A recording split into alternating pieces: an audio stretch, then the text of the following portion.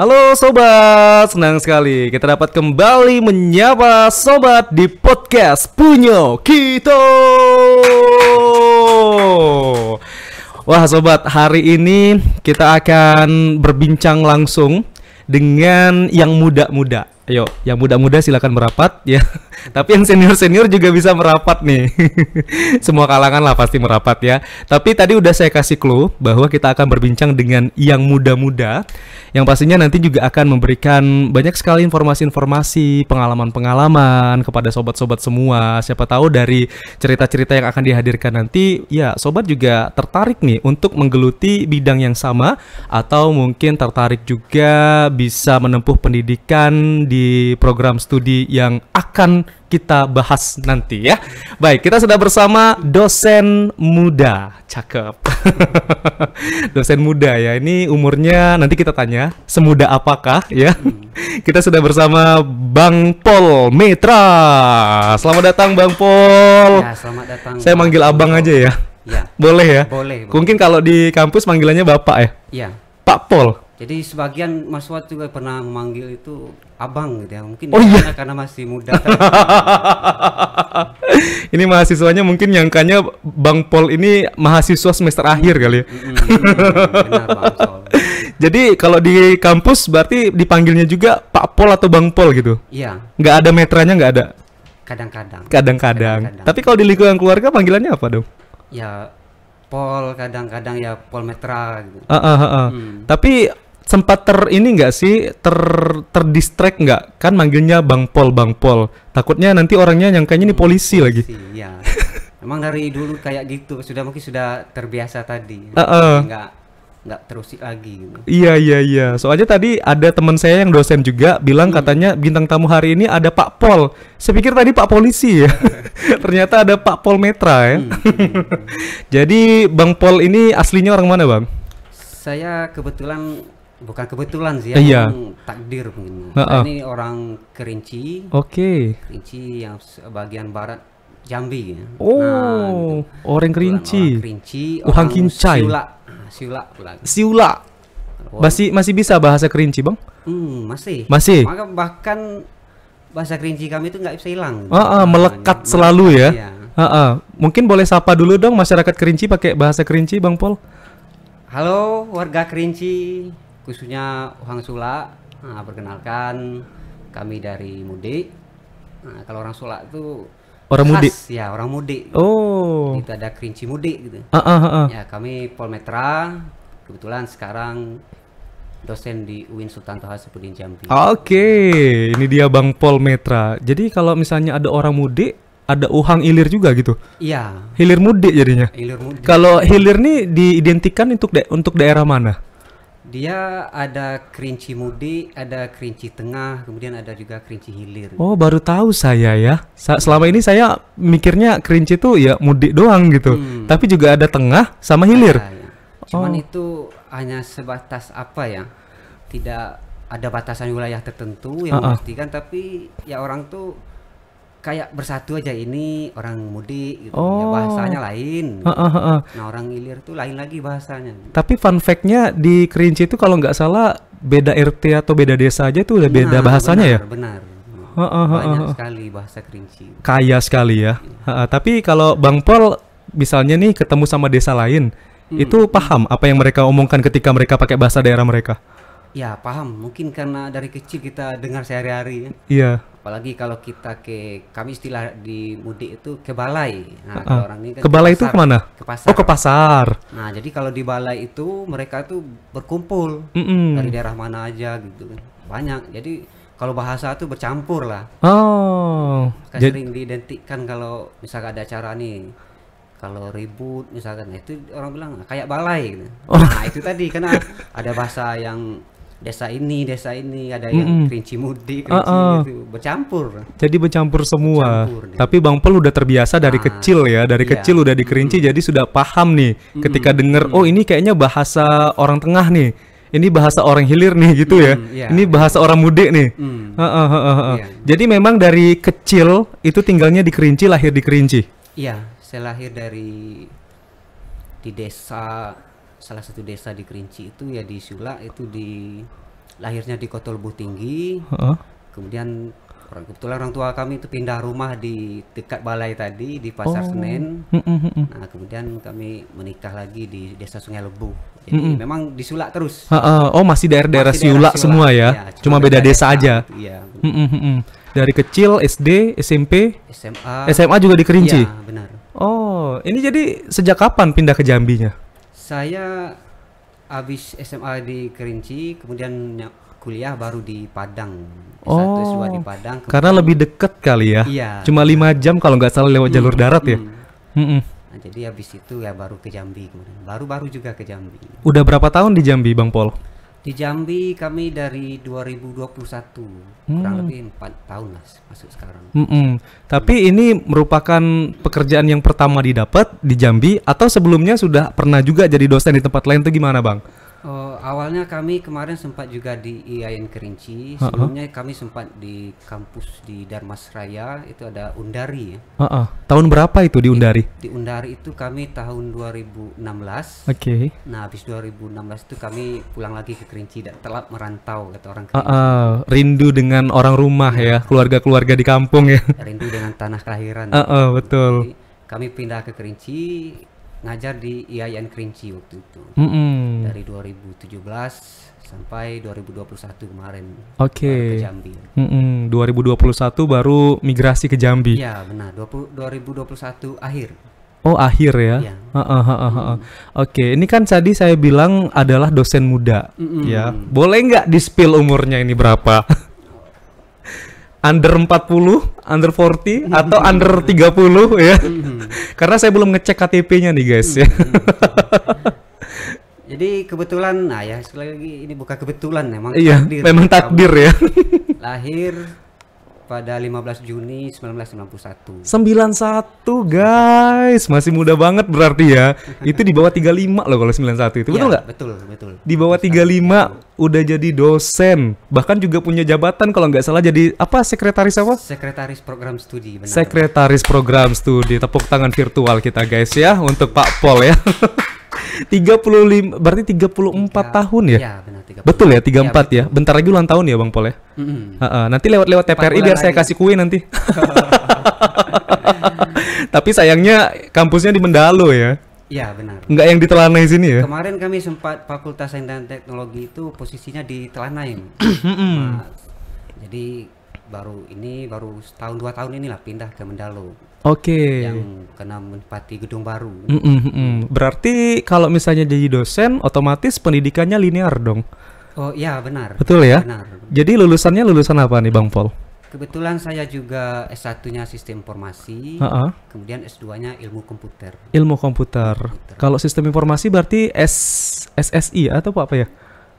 Eskom ya? Eskom Mkom. Oh, Eskom Mkom, linear ya, makanya bisa jadi dosen ya. Alhamdulillah. Tapi bisa diceritain nggak nih Bang Pol, gimana sih perjuangan Bang Pol untuk bisa menjadi dosen? Apakah ini menjadi satu cita-cita yang memang sudah ditanamkan ketika pertama kali kuliah, atau karena ada kesempatan? Gimana Bang Pol? Oke, terima kasih Mas Solin ya. Iya, Solin Soccer. Solin Soccer. Langsung diedit sama editornya, nanti pala saya botak ya. Jadi memang ini kalau bicara dosen ini mungkin bukan cita-cita saya dari kecil gitu. Jadi bukan berarti kita nggak pengen jadi dosen. Iya, gitu. betul. Memang kita tidak pernah terbayangkan oleh kita itu ketika kecil, baik waktu sekolah dulu bahkan waktu kuliah, kita tidak pernah membayangkan menjadi seorang dosen gitu. Tapi ya sekali lagi ini saya rasa ini mungkin doa orang tua saya, dan mungkin ini juga takdir dari Tuhan ya. Tapi ya kembali ke, kalau boleh saya cerita ini dulu. Iya. 2008 itu masih sekolah, masih SMA. SMA kelas 3 ya? Atau 2. kelas 2? Kelas 2 SMA. Nah, waktu itu saya pernah minta ke orang tua saya itu minta dibelikan komputer. Oh. Nah, pada waktu itu masih langka ya, dan masih mahal harga komputer mahal, ya. Kayaknya masih Pentium 4 deh ya. Benar. Pentium 4 ya. Jadi yang layarnya masih besar, pakai CPU, pakai keyboard ya. Itu komputernya besar, itu saya minta ke orang tua saya minta dibelikan komputer waktu itu. Alasannya apa pengen dibeliin komputer? Nah, itu tadi saya juga tidak berpikir ya mungkin tadi ini takdir Tuhan tadi ya, itu sampai saya menjadi dosen di sistem informasi ya, dosen ilmu komputer. Karena itu tadi saya minta ke orang tua saya, bahkan orang tua saya ketika itu lagi tidak punya uang. Nah, saya masih ingat betul waktu itu orang tua saya itu minjam duit ke tetangga gitu. Oh. Jadi karena saya itu sudah meronta-ronta minta komputer gitu ya. Udah pengen banget ya. Padahal teman-teman saya nggak pernah ini. Mungkin waktu SMA itu pengennya motor. Iya. Beliin motor, minta dibeliin apa. Tapi saya minta komputer waktu itu. Jadi alhamdulillah orang tua saya itu menyanggupi walaupun harus ngutang ya. Ngutang dulu, minjam duit tetangga itu ya saya dibelikan. Nah mungkin dari situ ya, waktu seharian saya itu pulang dari sekolah itu saya main memang berjam-jam di depan laptop. Pokoknya di komputer di otak-atik lah komputernya ya. Saya bongkar, pernah saya bongkar, saya ini. Tapi waktu itu memang belum ada game kali. Belum ada game online. Belum ada game online. Sinyal juga kayaknya masih agak susah ya. Iya, internet itu hampir tidak ada kalau di desa itu. Nah, waktu itu kan masih apa zamannya HP senter. Gitu. Iya betul, HP yang tebal itu ya. Jadi nggak kayak sekarang. Nah, waktu itu saya dibelikan memang kalau dengan komputer itu saya sudah dari SMA dulu, dari 2008 itu kira-kira 17 tahun yang lalu. Jadi mungkin dari situ ya itu juga tidak terbayang oleh kita tuh bahwa sekarang ini kita bakal jadi dosen komputer ya. Nah, kalau pernah kita tahu bahwa suatu saat kita jadi dosen komputer ya mungkin waktu itu ya memperdalam lagi ya. Tapi itu tadi saya tidak tahu kok tiba-tiba kita pengen komputer waktu itu ya. Ya makanya saya sudah terbiasa dengan komputer. Memang seharian saya dengan komputer tapi bukan main game. Nah, jadi ketika kuliah pun kan teman-teman ini ada yang kuliah di sini, kuliah di luar daerah jauh kan. Jadi saya tuh bingung juga milih jurusan apa. Nah, mungkin karena orang tua saya melihat ini saya sudah terbiasa dengan komputer tadi, makanya saya itu diarahkan. Nah, mending kamu ambil yang jurusan komputer aja gitu. Nah, makanya saya kuliah begitu saja. Bukan pilihan kita juga. Gitu, malah diarahkan ya. Nah, masuk kami di jurusan komputer waktu itu wisuda, kemudian kami lanjutkan S2. Itu ada jeda nggak dari S1 ke S2-nya? Nggak, langsung. Ya? Bahkan kami ketika kuliah S2 tuh nggak tahu juga ini nanti mau kemana kan. Nah, kebetulan itu waktu kuliah S2 itu teman-teman tuh dosen semua. Nah, jadi teman-temannya udah jadi dosen? Iya, dosen ada yang dari perguruan tinggi swasta, bahkan banyak yang dari Jambi juga kemarin. Ngajar Bang Pol juga? Enggak. Enggak. Nah, jadi ada kebetulan satu orang itu dosen saya juga kuliah dengan saya. Nah, tapi waktu itu teman-teman saya itu banyak yang dari dosen juga, hanya saya yang belum bekerja, bahkan belum bekerja waktu itu. Kita baru tamat S1, kemudian kuliah lanjut S2, berbaur sama orang-orang yang sudah bekerja, dosen. Nah, mungkin dari situ ya terbawa arus lah saya ini. Juga tidak pernah berpikiran pengen jadi dosen, tapi ya kena setiap hari, rupanya seperti ini jadi dosen. Nah, pulang dari itu wisuda, nah banyak itu tawaran dari kawan-kawan itu, ada yang menawarkan ke Batam waktu itu kan, ada yang menawarkan ke Pekanbaru, ke Medan juga kan, mau enggak jadi dosen di kampus kami kata dia. Nah, kebetulan itu orang tua saya ya pulang aja dulu. Nah, itu tadi kami masukkan bahan lamaran kami di Undari, di Damasraya, kemudian kami pindah lagi ke Kerinci, yang ngajar di Yayan Kerinci 5 tahun. Kemudian 2021 itu kami alhamdulillah diterima di UIN Jambi. Kebetulan sekarang ini kami alhamdulillah diamanahkan jabatan sebagai sekretaris program studi sistem informasi di Fakultas Sains dan Teknologi, yang lumayan banyak ini. Mahasiswa kami itu sampai 1450.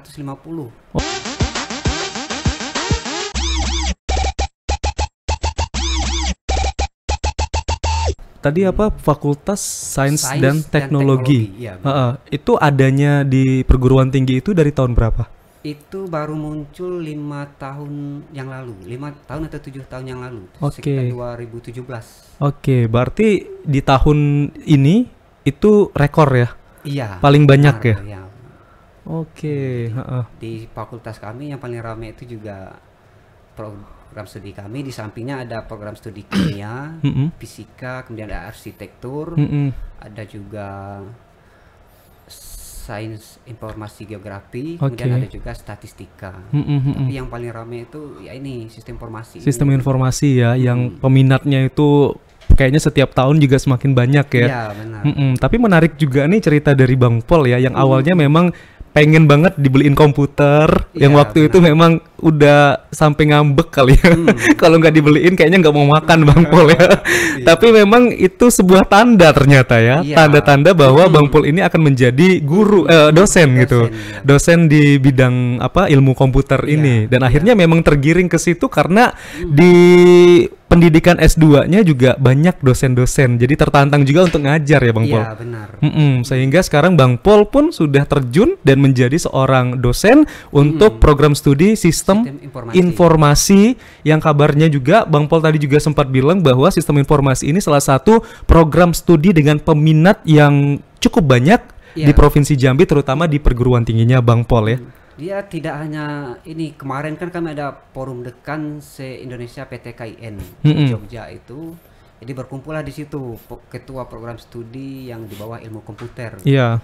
Nah, di situ kita diskusi, rupanya kita tanya, rupanya program studi kita ini berdasarkan jumlah mahasiswanya itu terbesar di Indonesia rupanya. Oh, se-Indonesia malah ya.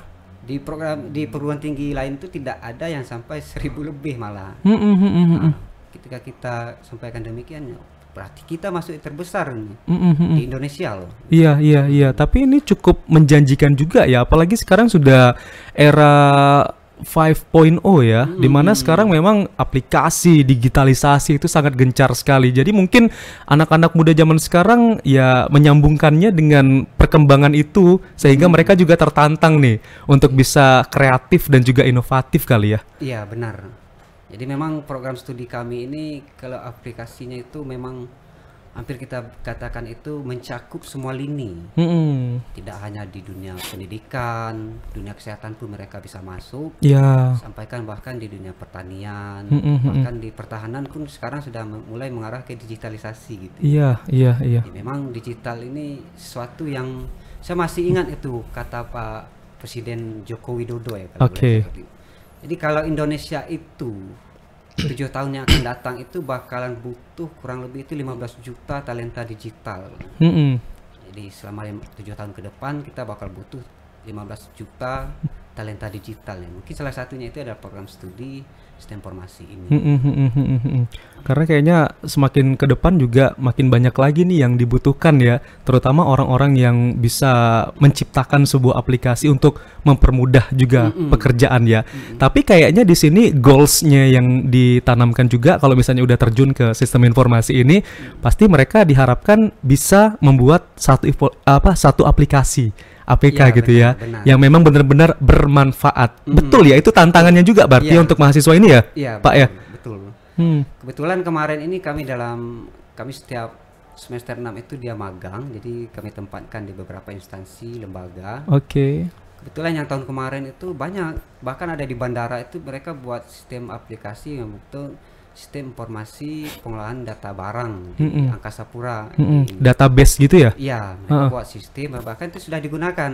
Nah, begitu juga dengan instansi-instansi lain. Oh, berarti ketika mahasiswa mungkin sudah menciptakan satu aplikasi, itu nanti bisa ditawarkan juga ke pihak lain gitu? Oh iya. Memang target kita itu kalau profil lulusan kita itu memang dia sebagai aplikator dia. Seorang programmer, mereka juga sebagai perancang, kemudian juga sebagai pengembang, kemudian juga sebagai maintenance. Jadi memang peluang kerja mereka ini ya saya rasa sangat luas gitu. Semua itu saya bilang tadi, semua lini itu ada orang SI. Baik di sekolah, di bagian kesehatan, di rumah di masjid sakit, pun juga ada ya. Nah, mungkin ada zakat digital nanti. Iya. Jadi beragam ya. Tapi nanti sebelum kita bahas lagi aplikasi-aplikasi apa saja yang sudah diciptakan oleh mahasiswa dari Bang Pol ya. Tapi saya pengen tahu dulu nih Bang, gimana sih antusias anak-anak Jambi? Kalau tadi kan memang melihatnya banyak ya, kalau untuk sistem informasi ini. Cuman kan kita nggak tahu nih latar belakang mereka itu masuk sistem informasi ini apa? Apakah memang mereka mempunyai kemampuan, mempunyai skill, atau mereka terdorong tiba-tiba terarahkan saja ke sistem informasi, atau seperti apa dari mahasiswa-mahasiswa Bang Pol nih? Jadi mungkin kalau sistem informasi ini orang melihatnya hanya sebatas oh ini orang komputer. Iya. Bahkan sebagian orang tuh mengira bahwa semua yang berkaitan dengan komputer itu adalah anak SI. Padahal SI ini juga ada batasan, tapi juga walaupun cukup luasnya. Bahkan saya tuh sempat dibilang ini, coba anak SI itu bikin robot kan. Nah, robot itu bukan di SI. Di SI. Kalau robot itu TI dia. Jadi ada TI, ada sistem komputer. Kita banyak cabangnya lagi yang komputer. Tapi khusus dengan sistem informasi ini, ya salah satunya mereka adalah programmer, mereka adalah pengembang, mereka juga memiliki skill itu tentang wirausaha tentang di bidang teknologi. Ya, kemudian ada juga konten spesialis. Kan. Jadi UMKM digital ya. Sekarang itu kan hampir semua instansi itu punya apa ya? Media humas gitu. Iya. Nah, itu nanti sasaran kita tuh di situ. Itu untuk yang kan tidak semua anak SI ini nanti keluarnya jago ngoding semua. Iya. Nah, mungkin ada yang minatnya ngoding, ada yang minatnya itu di digital, apa di media gitu kan. Kalau ngoding tadi apa? Kalau ngoding itu tadi membuat program dia, aplikasi. Oh, pembuat aplikasi itu ngoding namanya. Itu ngoding. Kalau anak SI itu sudah familiar dengan kata ngoding. Kalau kita ngoding itu yang kita bayangkan tuh nggak tidur semalaman. Nah, karena berpikir keras ya, jangan sampai ada salah sistem ya. Supaya ada salah error, kadang ini berubah sedikit aja ke tombolnya berubah dikit aja itu ngodingnya sampai bermalam-malam, begadang. Itu tantangannya. Oke. Jadi memang kalau serapan untuk alumni kita, ya alhamdulillah sampai hari ini belum ada kita temukan yang nganggur ya. Memang betul-betul tamat dari sistem informasi yang menganggur belum ada gitu. Jadi ya mungkin itu tadi karena perubahan apa ya ekonomi global juga, karena sekarang ini kan bahkan apalagi sudah AI ini kan. Nah, jadi siapa yang memahami teknologi itulah yang berkuasa gitu. Jadi, mungkin arah kita itu sudah ke sana. Bahkan kemarin ini kami mengundang dari narasumber dari Amerika, itu ada dari salah satu produk itu tidak bisa kita sebutkan di sini ya. Iya. Jadi memang dia tuh komputer arsitek di salah satu perusahaan terbesar di dunia. Hampir semua kita tuh tahu lah perusahaannya besar. Ya kita undang sini bahwa dia menyampaikan ini bahwa suatu saat nanti semua akan ditangani oleh AI gitu. Nah, makanya tantangan kita ke situ ke depan. Ini kita juga harus siap-siap juga dengan perkembangan ini ya. Jangan sampai kita juga ketinggalan. Mungkin negara-negara lain sudah menerapkannya terlebih dahulu. Ya kita juga memang harus siap dengan perubahan ini ya. Karena memang tidak bisa dipungkiri dan mungkin kalau perkembangan teknologi ini tidak dapat dihindari juga ya. Iya, benar. Teknologi ini ya itu saya bilang tadi. Kembali ke cerita kita bahwa 2008 itu kita masih Pentium 4. Iya. Itu pun mintanya nangis-nangis. Betul. Nah sekarang tuh kalau Pentium 4 nggak ada lagi. Udah nggak dijual lagi nih. Mungkin ada lah ya kali. Tapi tertentu. Nah sekarang tuh aja barang yang sekecil ini pun masih bisa ya. Iya bisa. Bahkan sekarang ini itu saya sering sampaikan ke mahasiswa kami ya. Kalian itu sekarang ini kuliah sudah sangat mudah. Zaman kami dulu ya sama kita nih. Iya. Kita harus ke perpustakaan kayaknya ya. Ke perpustakaan. Nyari sumber bacaan. Harus ke warnet itu. Iya. Bayar itu. Bahkan sering kita itu tidur di warnet. Begadang di warnet ya. Nah, sekarang itu kan enggak. Mereka sambil tidur, bangun tidur, scroll HP kan. Iya. Nah, bahkan semua materi itu ada di situ. Jadi ilmu itu ya saya rasa itu nggak ada batasan lagi. Semua sudah tersedia. Kalau sekarang mah gampang ya. Kalau dulu kan selain kita ke internet, kita juga harus punya modem dulu ya. Untuk disambungkan ke laptop ya. Itu pun laptop yang masih gede banget ya. Iya, itu pun yang punya modem tuh orang-orang tertentu. Anak-anak orang kaya kali. Betul. Beli kartunya juga dulu mahal kan? Iya. Nggak kayak sekarang kan 10.000 dapat berapa kuota gitu. Kalau dulu kan ratusan ribu, 500.000 ya. Mahal. Oke. Jadi itulah perkembangan saat ini ya, yang awalnya mungkin ya dengan teknologi yang lumayan lumayan belum canggih ya, tapi sekarang udah semakin canggih nih ya. Mungkin canggih pada masa itu, tapi sekarang seiring perkembangan zaman nih semakin banyak lagi yang canggih ya. Oke, jadi memang begitu antusias sekali, dan memang ini adalah salah satu program studi yang menjanjikan juga ketika mungkin sudah mahasiswanya lulus ya, nanti mereka juga berkesempatan untuk mendapatkan peluang kerja di sektor apapun ya. Kalaupun tidak dapat peluang kerja, mereka menciptakan pekerjaan mereka sendiri gitu ya. Benar. Apalagi sekarang ini kan semua sudah serba digital. Bahkan banyak anak-anak kami itu yang sambil kuliah dia juga punya toko online, ada juga konten creator seperti Shopee affiliate. Iya. Jadi sambil mereka kuliah mereka menghasilkan juga. Iya. Tapi menjanjikan juga loh menjadi afiliator itu. Bahkan saya sudah coba kemarin. Oh sudah ya? Oke. Nanti kita kasih tahu juga ya bahwa Bang Paul ini punya satu konten ya. Kontennya itu kayaknya viral juga. Dan itu kayaknya kontennya tentang dia videoin mahasiswa kalau nggak salah, betul ya? Videoin mahasiswa, terus mahasiswanya lagi menjelaskan aplikasi yang dia yang buat gitu. Tapi dia nangis kayaknya di situ. Ujian skripsi. Itu ceritanya gimana Bang Paul? Itu selain kita ini, karena kita juga dari backgroundnya bukan orang kaya ya. Jadi kebetulan kami ini kan suka menggali-gali. Jadi kami cari-carilah background mahasiswa ini seperti apa. Memang background mahasiswa kita itu seperti itu ya, tidak bisa kita samakan dengan kampus-kampus yang ada di Jawa gitu ya.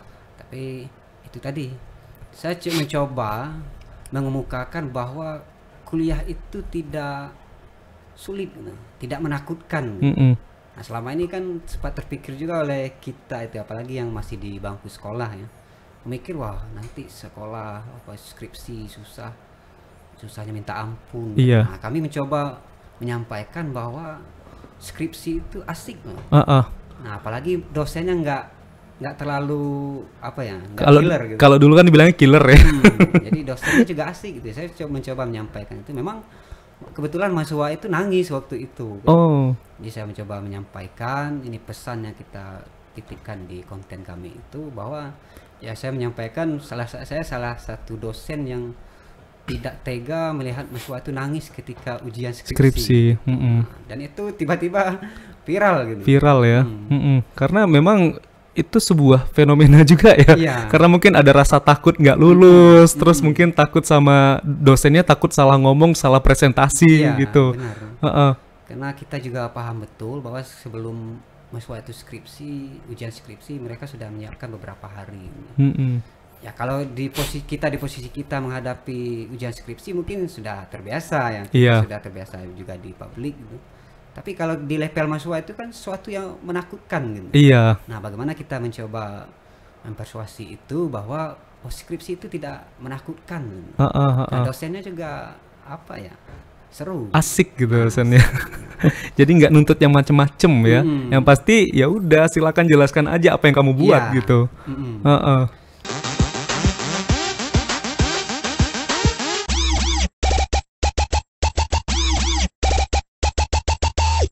Jadi saya rasa ya sudahlah, mahasiswa ini memang mereka di level mereka. Bahkan saya sempat disampaikan oleh almarhum kemarin Bapak Rektor UIN Sutanto Hasanuddin Jambi itu, Bang As'ad ya, beliau selaku guru kami menyampaikan, jangan kamu ukur mahasiswa ini di level S1 dengan kemampuan kamu saat ini. Masih ingat nggak kamu ketika kamu di level S1 gitu? Nah, jadi kalau kita ukur mahasiswa di level S1 ini dengan kemampuan kita ya nggak bakalan ketemu. Yang penting bagaimana kita membangun kepercayaan diri di mahasiswa ini. Jadi ketika mereka tamat kuliah mereka percaya diri. Nah itu lebih penting kata beliau. Kalau kita ukur dengan kemampuan kita nggak bakalan ketemu.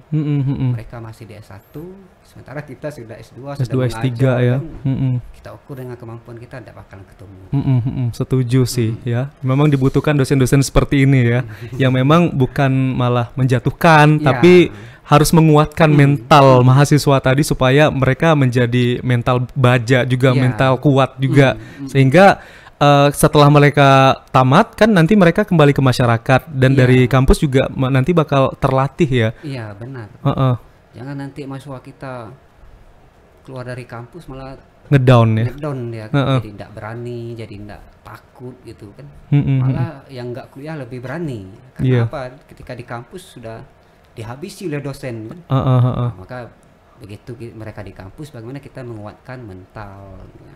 Selain kita mengisi dari sisi-sisi akademiknya juga. Oke, ini penting juga ya berarti. Oke, berawal dari konten itu jadi viral konten tadi ya, Bang Pol ya. Akhirnya banyak tuh yang ngelihat dan mungkin banyak juga yang pro dengan apa yang Iya, menjadi benar. caption dari Bang Pol di konten tadi ya. Itu penontonnya kayaknya ratusan ribu ya. Atau udah jutaan sekarang kali ya. Belum juta. Tapi ada konten berikutnya. Lanjut tuh. Insya Allah. Oke. Bahwa kita ini ya nanti itu saya selalu menyampaikan ke anak-anak mahasiswa kami sekarang. Mm-mm. Jadi kan masih ada juga sekarang ini yang mahasiswa itu yang apa ya, alergi dengan konten. Mm-mm. Padahal mereka tidak merasakan ketika kita kuliah dulu. Oh, kita kuliah dulu kan banyak juga kita jalan-jalan apa momen-momen penting. Iya. Tapi tidak bisa kita Digarap. posting. Ha-ha. Karena waktu itu memang medianya belum ada. Betul. Nah, sekarang ini sudah ada banyak sekali, kita tinggal berkreasi aja gitu. Heeh. Wah, itu tempat kita. Kok kita malah alergi gitu. Asalkan kontennya Positif. Mm-mm. Jangan konten kita menjatuhkan orang lain, yang menghina orang lain, itu tidak boleh. Mm-mm. Kalau selagi kita misalkan ini apa ya, menunjukkan diri kita, itu saya rasa sah-sah saja. Bahkan hampir semua politikus sekarang ini itu kan berawal dari konten dia. Iya. Nah, dia memperkenalkan diri itu. Karena kalau dulu biaya kampanye itu mahal. Nah, sekarang sudah difasilitasi oleh Iya. media sosial. Nah, sayang sekali kalau kita itu tidak memanfaatkan itu. Jadi untuk membangun elektabilitas juga bisa. Iya. Jadi yang lebihnya saya itu gini. Kesering kita kalau zaman Nabi dulu ada media sosial mungkin berharga sekali video itu. Iya. Nah, karena video kita mungkin nanti ya berapa tahun ya kayak kita kuliah dulu, sekolah dulu. Heeh. Kepengen kita lihat kembali flashback Betul. ke belakang. Tapi waktu itu belum ada medianya waktu itu. Yang punya kamera juga berapa. Nah, sekarang kita punya media, kita punya kamera, kan hampir semua ke HP sekarang itu kan punya kamera semua, malah Betul. kualitasnya HP murah aja sekarang kayaknya kameranya udah kualitas HD Iya. bagus ya. Itu sering saya sampaikan, kalau media itu TVRI Jambi misalkan, itu kuncinya kamera dulu. Iya. Dari kamera disiarkan. Nah, sekarang kamu bisa secara personal membuat itu sendiri. Kamu video sendiri, kamu bagikan sendiri, like sendiri. Iya. Nah, itu bukan sesuatu yang tidak salah menurut Iya. saya, positif. Setidaknya untuk arsip pribadi lah.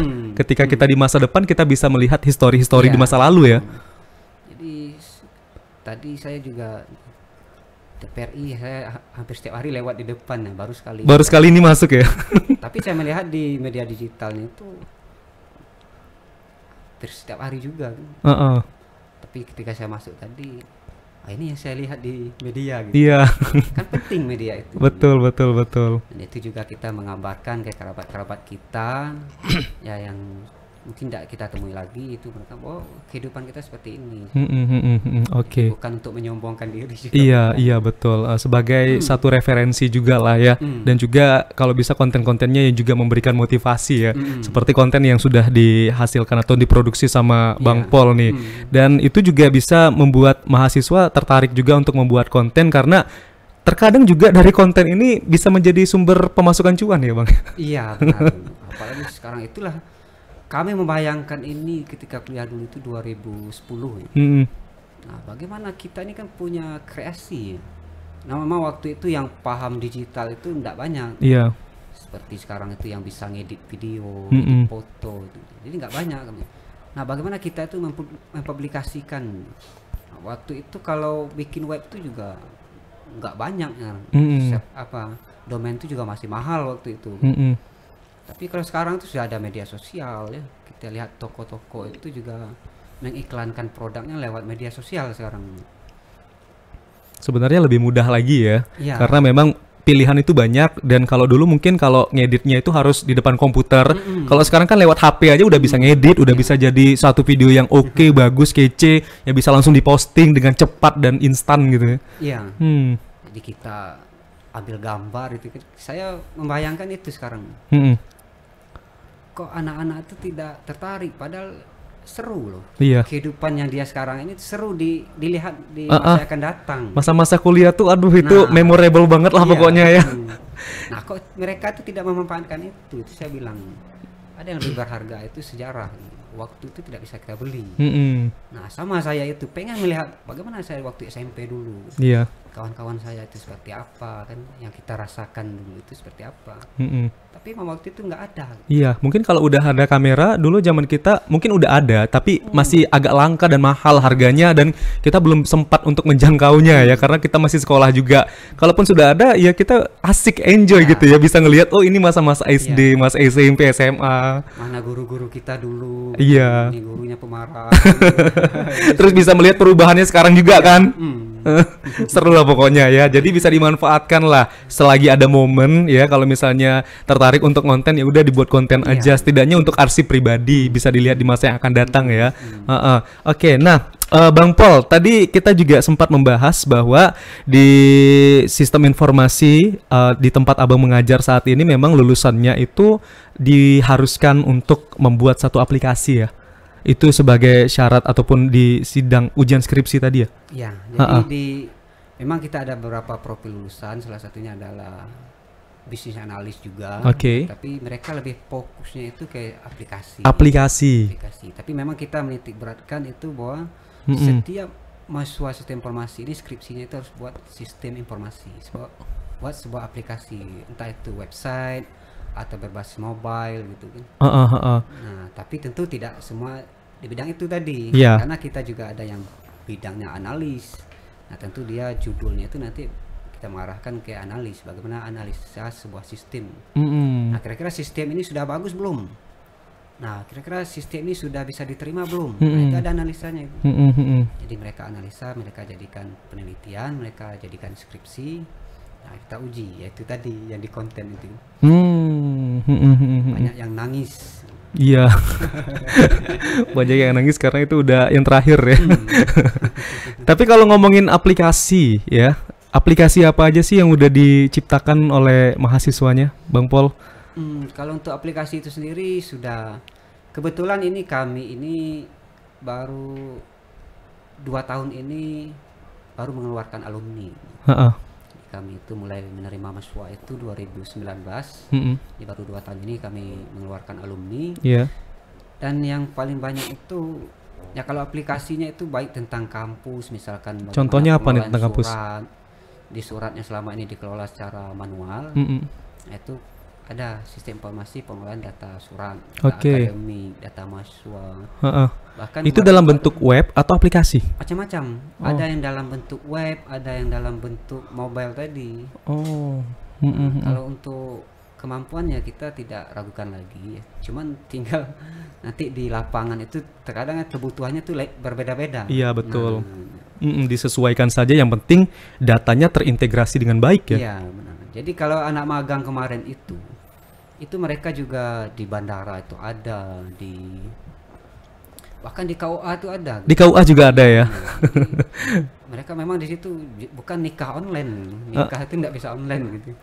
Tapi mereka magang di situ, mereka membuat ya seperti bagaimana sistem informasi pengolahan surat tadi, arsipnya. Selama ini kan arsipnya misalkan manual. Nah, ketika arsip itu dicari kan susah. Nah, kalau digital tinggal ketik aja. Tinggal searching aja apa yang dibutuhkan, misalnya tahun 2024, tinggal klik aja 2024 muncul deh semua data-datanya. Berarti sekarang juga kayaknya di pengarsipan sudah beralih ya. Kalau kemarin paper based, sekarang udah beralih ke digital ya. Dan ini juga turut terbantu juga dengan mahasiswa-mahasiswa yang mungkin ditempatkan di beberapa office ataupun di instansi untuk dapat membantu juga menghandle arsip-arsip tadi ya Bang ya? Iya, benar. Ini luar biasa banget, berarti aplikasinya ini sangat membantu sekali ya. Tapi sebenarnya kalau kita membuat aplikasi itu pernah juga ya kalau ada errornya gitu ya. Dan itu biasa apa sih yang sering ditemukan kesalahan-kesalahan ketika kita membuat aplikasi itu Bang Pol? Nah, ketika itu tadi saya bilang bahwa membuat sebuah aplikasi ini mudah-mudah gampang gitu. Jadi kalau ya bicara ngoding tadi ya bisa satu kesalahan itu bisa diselesaikan 2 malam. Iya, lumayan ya, nggak tidur 2 malam ya, mata panda nih. Cari gitu kan salahnya apa gitu. kadang sering tidak ketemu antara variabel yang kita masukkan dengan sintak istilahnya itu coding itu memanggilnya tidak ketemu gitu. Nah, itu sering juga. Kemudian ya sistem errornya itu memang untuk mencari kesalahan itu sudah ada panduan, tapi tetap kembalinya ke kita. Makanya ketika ngoding itu ya kadang kita sudah rasa sudah pas, ketika di running masih error gitu. Nah itu lagi dicari lagi, dicek lagi. Nah, itu tantangannya. Makanya saya merasakan betul bagaimana ya yang lagi skripsi akhir itu, yang apalagi sudah masuk bab 4 proyeknya itu lagi ngoding itu tadi, saya tuh ya kapan dia mau ke kampus datang lah. Jadi tidak bisa kita paksakan, oh besok kamu harus datang, tidak bisa. Di kapan dia siap kita standby. Berarti kalau mau buat aplikasi itu emang benar-benar meluangkan waktunya supaya benar-benar fokus ya? Iya, memang untuk aplikasi ini tidak bisa sambilan. Nah, kalau kita buat cerita itu bisa sambil ngopi, sambil merokok gitu. Bisa kongko di mana gitu. Kita ngarang cerita seperti ini. Tapi untuk ngoding itu tidak bisa, memang harus di depan laptop, harus di depan komputer, harus kita kerjakan langsung. Memang harus membutuhkan waktu lah ya. Jadi nggak bisa disambil ketika kita mungkin lagi nongkrong sama kawan tiba-tiba buat aplikasi itu nggak bisa ya. Takutnya nanti konsentrasinya buyar ya Bang Pol ya. Bahkan ke aplikasi itu, satu aplikasi itu bisa berbulan-bulan. Nah, karena untuk satu item itu codingnya panjang. Untuk satu tombol aja itu bisa berhalaman banyak sekali. Lagi kalau itu saya sering nyampaikan ke Mas Wan, kalau kita tuangkan codingan, kita anggap ini misalkan Microsoft Word itu yang paling familiar itu. Microsoft Word itu kita codingnya kita tampilkan semua itu mungkin apa ya, ratus ribu halaman gitu. Saking banyaknya kan, banyak, setiap item itu ada coding, setiap perintah itu ada coding, setiap tombol itu ada coding, isinya coding semua itu. Bisa itu sampai ada salah berbulan-bulan. satu konten saya itu yang kebetulan dia lagi menampilkan codingan itu.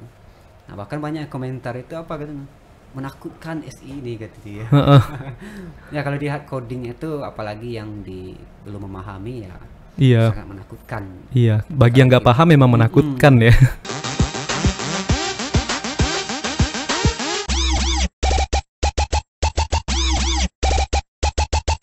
Ketika kita sudah dapat tantangan membuat aplikasi itu, ya mulai dari semester 1 kita juga sudah harus bersungguh-sungguh ya Bang Pol ya, belajarnya ya, supaya nyambung nih sampai dengan semester akhir ya Bang Pol. Makanya di semester 1 itu ada pemrograman dasar. Kita lanjutkan ada pemrograman. Kalau pemrograman dasar nih biasanya yang diajarin apa tuh Bang Pol? Itu ya dasar-dasar bagaimana kita memulai sebuah aplikasi, bagaimana kita mengkompilasi, kemudian fiturnya apa-apa saja gitu, apa yang harus kita persiapkan, itu seperti peta jalan.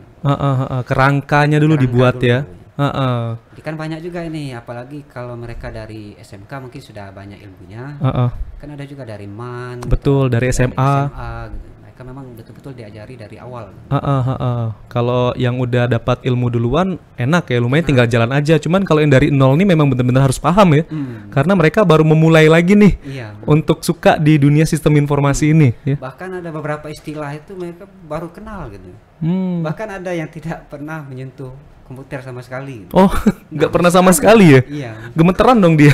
Apalagi zaman-zaman kami dulu. Itu banyak sekali. Bahkan hidupkan komputer nggak bisa. Tapi sekarang tuh karena ya komputer sudah jadi sesuatu yang nggak langka lagi. Sudah jadi kebutuhan juga lah, apalagi untuk mahasiswa sistem informasi ini kayaknya wajib punya satu laptop ya. Itu tadi kami sesuaikan bahwa selama ini belum kami tetapkan, mungkin kedepannya bakal kami tetapkan karena senjata kita di situ. Ladang tempur kita itu di situ. Kan agak lucu juga kalau anak sistem informasi, anak komputer ini tidak punya komputer gitu. Nah itu sama kayak petani nggak punya cangkul, nggak punya apa golok gitu kan. Sama nggak punya lahan ya. Nggak punya lahan. Jadi nggak ada yang digarap ya. Iya. Jadi penting nih untuk anak-anak sistem informasi ya, kita kan harus riset dulu, harus cari tahu dulu kalau misalnya mau masuk di satu program studi itu apa yang dibutuhkan. Nah, ketika masuk ke sistem informasi ya salah satu kebutuhannya adalah laptop atau komputer, dan ini memang harus disanggupi ya, supaya nanti bisa berjalan dengan baik juga, dan kalau misalnya tidak belajar di kampus bisa meneruskan belajar di rumah. Iya. Ya. Itu tadi kembali ke cerita saya tadi bahwa itu saya tuh dari SMA sudah terbiasa dengan komputer gitu. Iya. Jadi ketika kuliah tuh enggak terlalu payah lagi kita tinggal mengarahkan, oh rupanya seperti ini ilmu komputer gitu. Mungkin selama sebelum kuliah itu kita memakai komputer hanya sebagai apa ya, user biasa gitu. Iya. Kita nggak tahu, oh komputer tuh bisa menghasilkan ini, bisa menghasilkan program juga gitu. Mungkin selama ini basic-basic aja ya, kayak Word, Excel, PowerPoint. Tapi ternyata lebih dari itu bisa dilakukan melalui komputer ini, bahkan juga bisa menciptakan satu aplikasi baru. Ya Bang Pol ya. Oke, tadi semester 1 belajarnya adalah program dasar. Program dasar. Terus di semester 2? Itu ada pemrograman web 1. Nah, itu ada pemrograman web 1. Kemudian di semester 3 ada yang lanjutan. Kemudian ada juga basis data di situ. Belajar basis data. Itu bagaimana membuat database, itu di semester 3. Nah, kemudian dari semester 4 ada pemrograman mobile. Nah, kemudian ada lanjutan, kemudian terakhir itu project. Nah, mereka menghasilkan sebuah aplikasi. Tadi disampaikan bahwa membuat satu aplikasi itu bisa berbulan-bulan. Tapi paling cepatnya itu biasanya berapa lama Bang Pol? Kalau untuk sebuah aplikasi itu tergantung, karena ada aplikasi itu yang memang komplit ya. Ada yang aplikasi itu biasa-biasa aja gitu. Misalkan kayak gini, sistem informasi pengelolaan tamu di TVRI Jambi. Nah, itu kan mungkin tidak banyak itemnya tuh. Orang hanya admin, kemudian ada user yang datang, nanti mereka mengisi. Nah, itu mungkin tidak lama. Tapi kalau misalkan suatu aplikasi yang konkret, misalkan ada keuangan di situ. Ada produksinya apa saja gitu kan, banyak, itu bisa berbulan-bulan. Jadi tergantung bagaimana aplikasi itu, fiturnya apa saja, itu yang menentukan. Lama tidaknya itu di situ. Tergantung ya, kalau misalnya mau yang cepat ya udah fiturnya singkat aja, singkat pada jelas ya. Tapi kalau misalnya udah mencakup data yang begitu banyak, ini yang menjadi tantangan juga untuk mahasiswa ataupun ininya pelakunya ya. Iya benar. Karena nanti tidak bisa dipungkiri bahwa dari mahasiswa ini mereka juga nanti bakal bisa jadi pelakunya.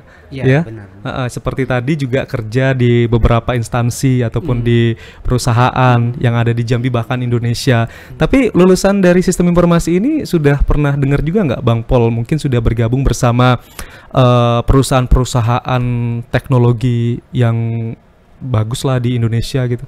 Kalau untuk kita ini kebetulan kita baru 2 angkatan yang ini ya. Baru 2 angkatan ya. Ada beberapa kemarin itu ada perusahaan publikasi, itu skalanya nasional, itu sudah ada. Oh sudah ada, mahasiswanya mengarah ke situ ya? Editor nih. Oh. Jadi setiap buku itu dipublikasi itu kan covernya didesain dulu. Nah itu lebih kayak multimedia nih. Oke, jadi peluang itu sebenarnya banyak ya. Jadi tergantung mahasiswanya lagi nanti mau ngarahnya kemana. Kalau misalnya mau tetap di Jambi silakan ambil yang di Jambi. Tapi kalau misalnya mau lebih luas lagi bisa ke nasional ya. Iya benar. Jadi itu tergantung lagi. Makanya tadi kita pengen mahasiswa itu kita bekali mentalnya dulu.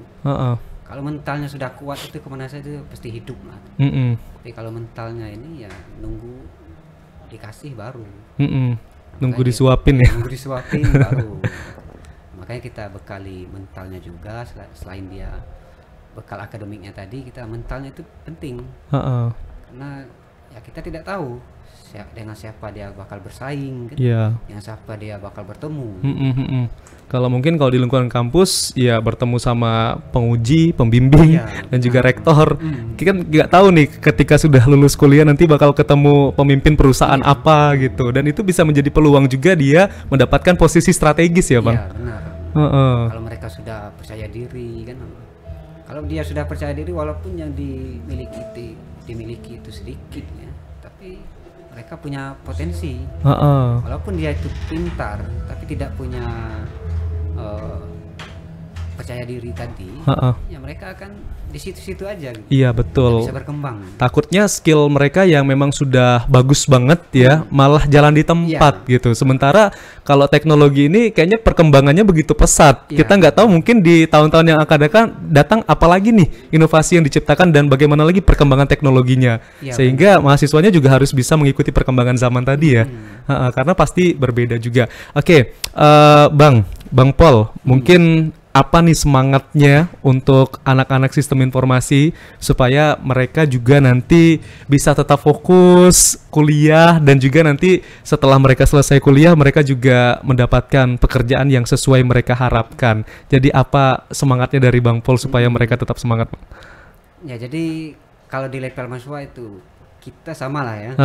Waktu dulu kan kita selalu mencari-cari apa sih kunci sukses. Iya betul. Nah rupanya kunci sukses itu tidak ada rupanya. Hmm. Jadi memang kita lakukanlah sesuatu itu dengan sebaik mungkin ya. Kalau kita sebagai mahasiswa ya sebagai mahasiswa yang baik. Jadi jadilah kita mahasiswa yang baik. Itu nanti soal hasil itu tadi kita bicara ada takdir juga di situ.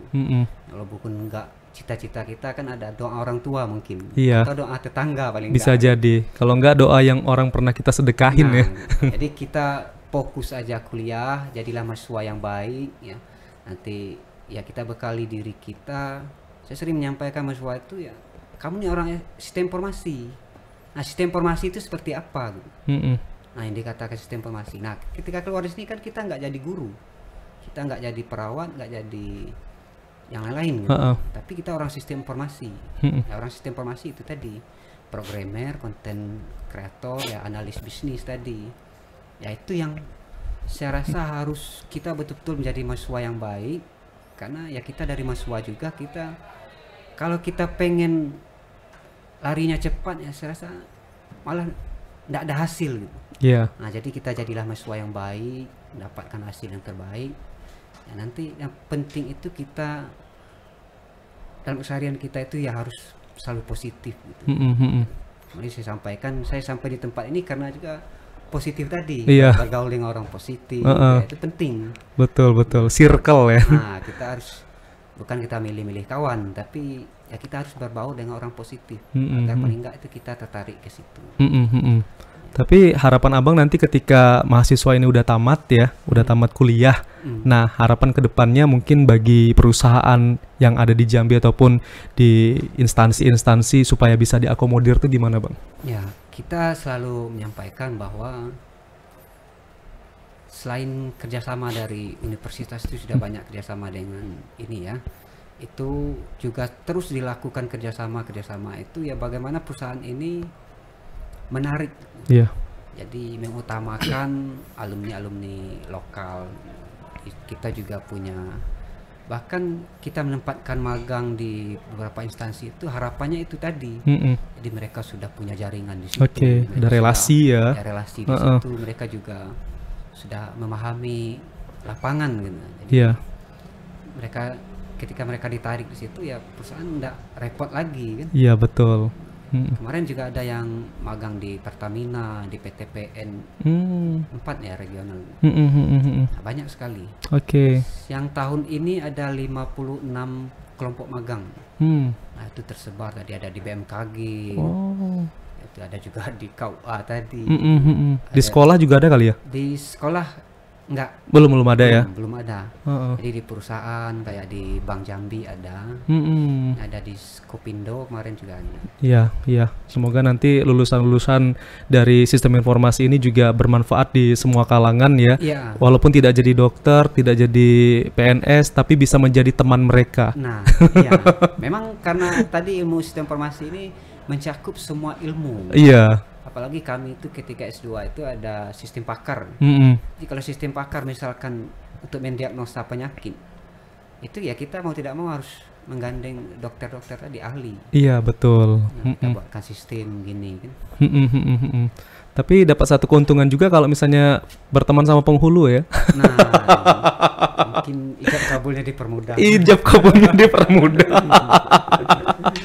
Oke lah, makasih banyak Bang Pol Metra sudah hadir di podcast Punyo Kito. Semoga ini antusias dari anak-anak muda Jambi pengen kuliah di sistem informasi juga akan semakin terbuka luas lagi dan semakin banyak lagi ya, yang mungkin selama ini dianggap menakutkan, tapi karena obrolan kita ini malah jadi menyenangkan, apalagi ketemu dosennya kayak Bang Pol dan juga dosen-dosen yang lainnya. Oke, terima kasih banyak sudah hadir di podcast Punyo Kito, Bang Pol. Mungkin Bang Pol bisa ucapin terima kasih udah menyaksikan podcast Punyo Kito pakai gaya Bang Pol. Gayanya kayak saya tadi boleh, atau ada gaya lain, atau ada ini ya, apa yel-yel ya? Ada yel-yel kalau nggak salah tadi ya, atau slogan? Iya, slogan. Slogan ya. Fakultas. Iya, yang melejit, cakep. Boleh. Silakan Bang Pol. Gimana tadi? Terima kasih sudah menyaksikan podcast Punyo Kito, melejit gitu ya.